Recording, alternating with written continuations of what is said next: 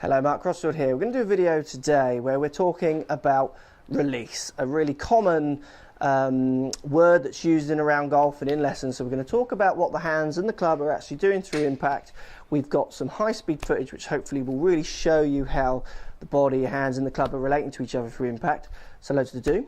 Let's get stuck in.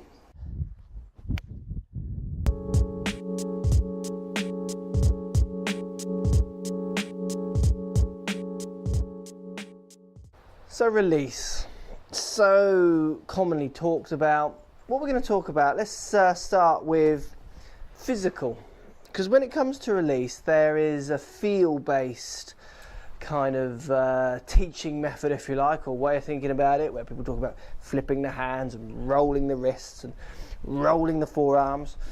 And then there's the actual physical of what happens, and you can choose to take from this video whatever makes you hit the ball better. May it be the physical truth and try and perform that, and for some people it's not that doesn't help. It's actually feeling words like rolling the club over, delivering the toe first, those kind of things, which we've talked about in lots of other videos. So release, basically what is the release and what is going on? So the release basically consists of me getting from this position as I'm coming in to hit the ball, where the club, if you like, is behind my hands, delivering the club into the ball into a straight position, so the club's now caught up with my hands, and then the club moving forward of my hands, which makes it look like the face is turning over, so the club is rotating in relationship to my hands as it comes through. That's what the release is. Now, when you look at release on a video camera, so if I face the camera here, what happens is you see pictures like this on the telly of people hitting shots where my hands look like they've crossed over. I've rolled my hands and people feel that as turning their hands through the ball. That's because you're getting used to seeing golf in two dimensions. You're used to watching it on flat screens. We've all got iPhones, people have all had lessons using video and what have you, and used to seeing it in this flat format, this two-dimensional format. So what happens if I do something like this? If I stand up here, and just think, you can do this at home as well, and think about this. If I just turn my body to face where I want the ball to go, so if I do that again, just ask yourself, have I twisted my hands or not? So if I just turn my body there, okay, and now if I just look down at where the ball should be, let my body stay where it is, on your screen there, that'll look like my left hand's below my right, like my hands are crossed. Well, they have if you look from that angle, but all I've actually done is turned some of myself and the club that way and left some of myself back here. So I'm very contorted in my body, which makes my arms look like they've twisted. I haven't actually turned them. As you can see, all I've done is turn my body forwards. So the release is literally a case of getting the club from behind your hands to catch up with your hands and then just move slightly forward of your hands in a circular, semicircle kind of a fashion. So not even straight. Remember, club's always swinging on a plane, on a path which is on an angle, so it's always coming on a bit of a hoop. It's not travelling straight. And that's often where people go wrong with release, because again, facing the camera, two dimensions, people are thinking of golf more in this straight, flat perspective. So if I again get into this impact position or post impact position, my arms are straight. People think they're straight out towards the target. Well, my arms are straight, but they're straight and to the left because I've turned. They're not straight out to the target. They're not following a line towards the target. They're actually parallel to my target because they're moving on that circular motion. So I've got some high-speed footage here of hitting shots, which you'll see, I'll use it in the video, where you see me hitting shots, and as I come in to hit the ball, my hips are set. They've almost stopped as they start hitting the ball. My shoulders have set. My hands are almost ready to hit the ball. The club is left behind, and then what happens is I literally take the angle out of my hands to deliver the club, and my hands move forward a little bit, and the club overtakes my hands. So what happens is my hands are literally going from, so thumb pointing 45 degrees out to the right, thumb pointing to target, thumb pointing 45 degrees to the right, thumb pointing to the ball, thumb pointing to target, or parallel to target, I should say. It's actually pointing about a yard left of target, like your feet are. And that's my release. My hands are not moving this way at any time. They are not rolling over. Look, a drill. Let's give you a drill to think about this.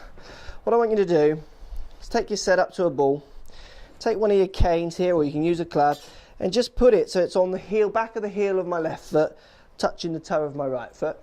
Then with the second cane, just pop that down so it's parallel to your ball to target line. Step into your address position. Then what I want you to do is just set the club back so it's parallel with the green line on the floor here, and so the face is also parallel with that green line on the floor.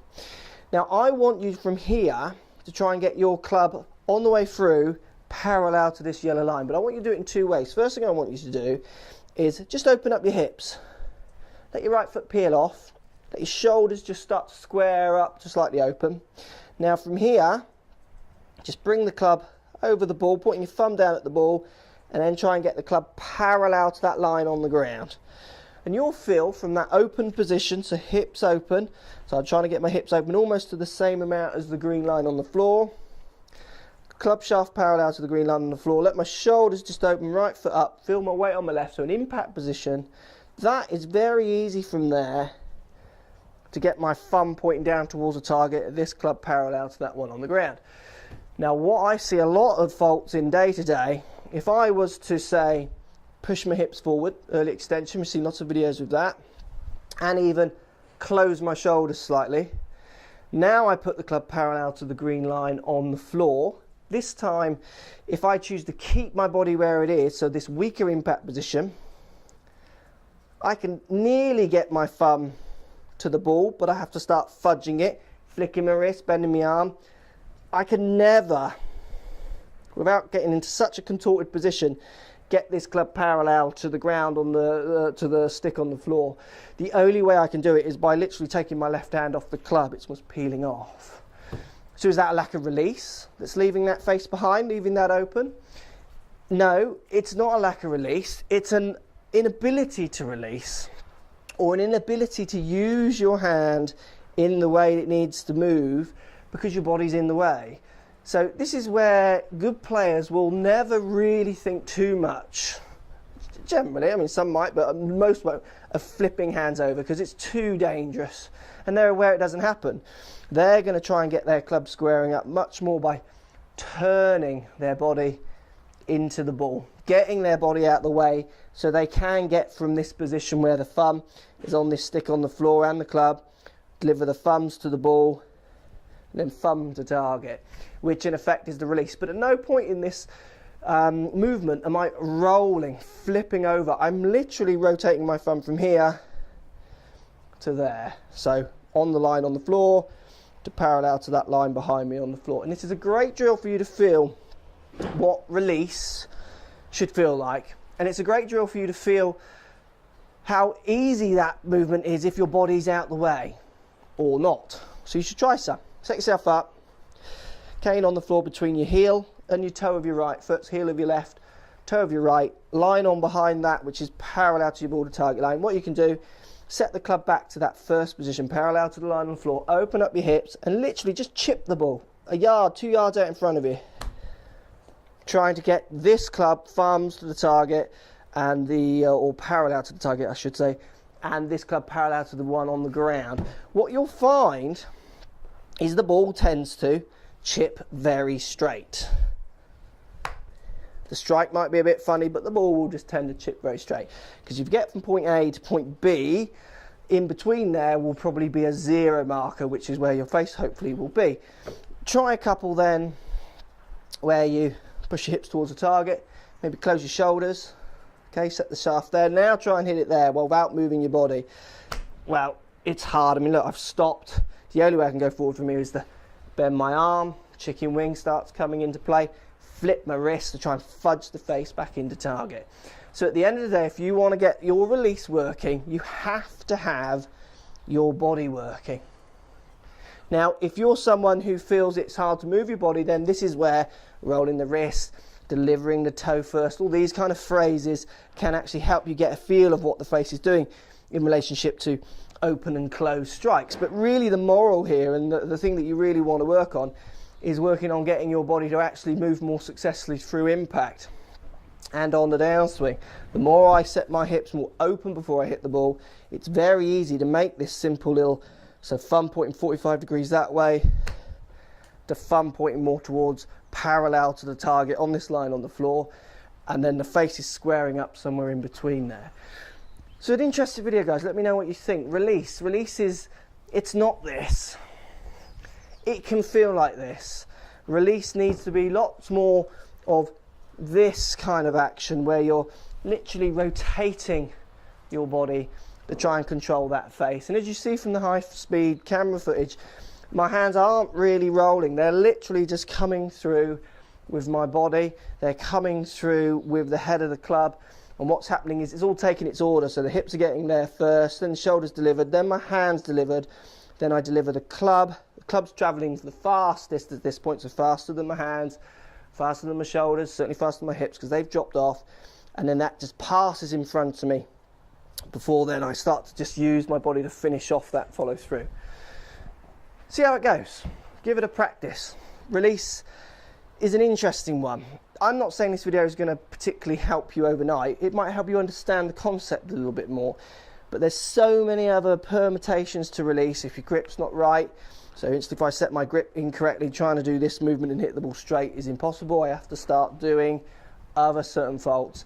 So if you've got some basic fundamentals in your grip, in your setup, and you want to hit the ball straight, and you want to get the right amount of release, you've got to try and sync your hands and the club up together to some basic lines, which this drill really helps you with. Post comments down below. Let me know what you think. Thanks for watching. So if you like what's going on here, don't be afraid to subscribe to the channel. Also thumbs up the video, post comments. Love to hear what you guys got to say. Let's keep it social. The more we talk, the more we share, the easier this game will get for everybody. So if you want to find me on Facebook here, you can find me on Facebook. If you want to tweet me, find me on Twitter here as well. Just follow the links, all in the description. Come and join the show. Get active, get involved, get playing some better golf. Thanks for watching.